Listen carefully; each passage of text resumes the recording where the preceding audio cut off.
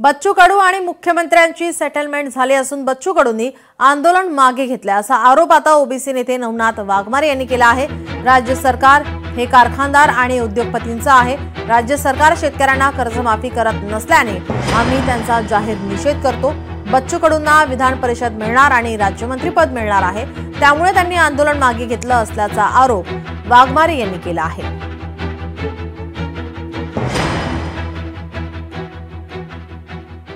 आम्ही सुद्धा शेतकऱ्याचे लेकर आहोत। ओबीसी आंदोलन करत असताना काय आम्ही काय शेतकऱ्याचे लेकर आहे ते विसरून गेलेलो नाहीत।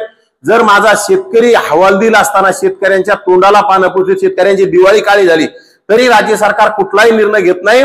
मला तरी आणखी सुद्धा या राज्य सरकारवर भरोसा नाही।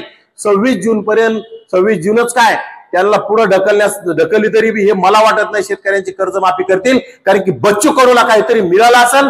बच्चू कडूला काहीतरी सेटलमेंट बच्चू कडूची आणि मुख्यमंत्र्यांची याच्यामध्ये नक्की झाली, त्यामुळे बच्चू कडूने आंदोलन मागे घेतलेले।